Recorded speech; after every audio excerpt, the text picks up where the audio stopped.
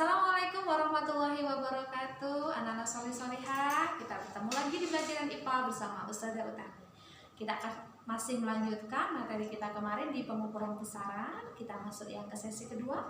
Hari ini kita akan membahas tentang satuan baku dan satuan tidak baku.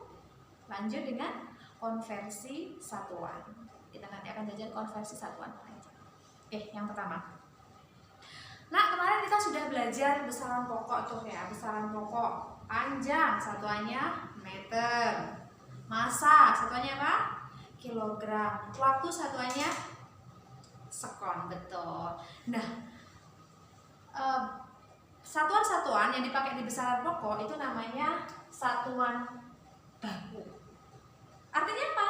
Satuan itu 1 meter di Indonesia dengan 1 meter di Arab Saudi sama. Karena apa? Dia sudah disepakati secara internasional. Makanya satuan baku itu apa? Satuan yang diakui di seluruh dunia. Contohnya apa? Meter. Apalagi? Detik, kilogram. Nah, sudah jelas? Kita lanjut yang kedua. Apa sih yang dimaksud dengan satuan tidak baku? Nah, ternyata kita bisa menggunakan ini yang namanya jengkal. Nah, jadi orang dulu itu kadang kalau bertransaksi itu menggunakan satuan-satuan yang tidak baku. Contoh, oh berapa sih panjangnya? Oh ini 10 jengkal. Jengkal itu apa? Ukuran tangan kita dari ibu jari sampai kelingking. Itu namanya jengkal. Kira-kira nih, jengkalnya Ustazah sama jengkalnya kalian sama nggak? Iya betul, tentu tidak sama. Jengkalnya orang Indonesia dengan orang Australia misalnya, sama nggak? Nggak sama. Misalnya kan semakin tinggi orangnya ini kan semakin panjang juga, gitu ya. Selain jengkal ada lagi yang namanya hasta. Dari mana? Kadang orang dulu kalau ukur baju apa kain kan pakai gini ya. Dari siku sampai ujung jari tengah itu namanya hasta. Selain itu ada lagi yang biasa dipakai yaitu depa. Nah, depa itu dari ujung tangan kita sampai tangan yang satunya itu depa. Itu untuk panjang. Tadi ada 3 ya, satuan tidak baku yang digunakan itu bisa jengkal, hasta, dan depa. Kalau untuk ini ada massa. Jadi dulu ketika transaksi beras, ketika belum familiar timbangan, itu kadang orang jual belinya pakai centong. Nah, ada centong.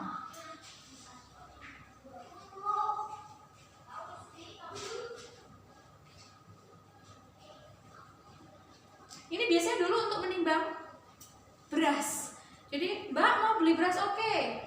Ini bisa dipakai. Masalahnya, kadang centong penjual beras satu dengan yang lain itu kan nggak sama.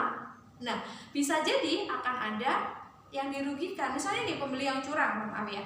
Dia kalau beli pakai centong yang besar kalau beli dari orang. Tapi ketika menjual dia pakai yang kecil. Nah, berlaku yang di mana tuh?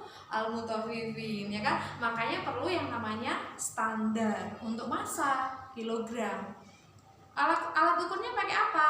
Pakai timbangan. Gitu ya, sudah jelas? Satuan baku tadi, satuan yang sama seluruh dunia. Jadi baik di Indonesia maupun dimanapun sama. Makanya kenapa perlu belajar satuan ini? Supaya standar pengukuran kita sama. Satuan tidak baku tadi apa? Satuan yang berlaku hanya di daerah tertentu, seperti itu. Dan bisa jadi hasil pengukuran Ustazah dan hasil pengukuran kalian kalau misalnya sama-sama pakai jengkal tadi, bisa jadi hasilnya berbeda. Sudah paham? Nah, selanjutnya kita lanjut yang kedua tentang konversi satuan. Hari ini kita fokus ke konversi satuan panjang. Sudah belajar ya? Di SD sudah belajar bahwa ada tanggal satuan. Yang pertama apa? Kilometer. Di bawahnya hektometer, dekameter, meter, desimeter, sentimeter, dan milimeter. Sudah yakin kalian sudah bisa? Ini sudah hanya mengingatkan kembali seperti itu. Aturannya gimana kalau konversi satuan panjang?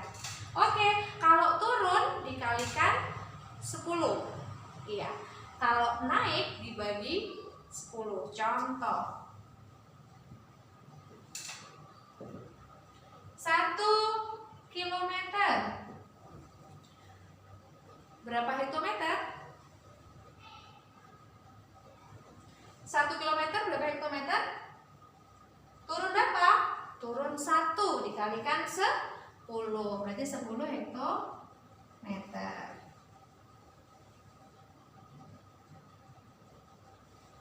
Berikutnya lagi.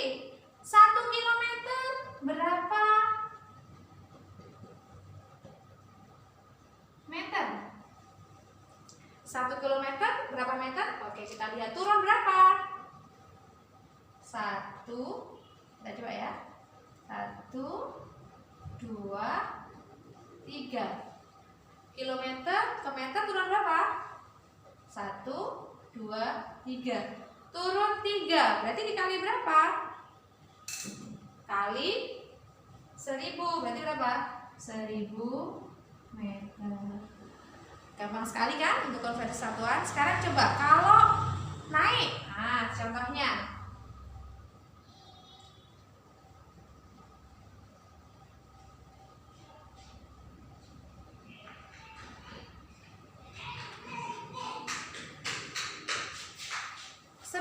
Dekameter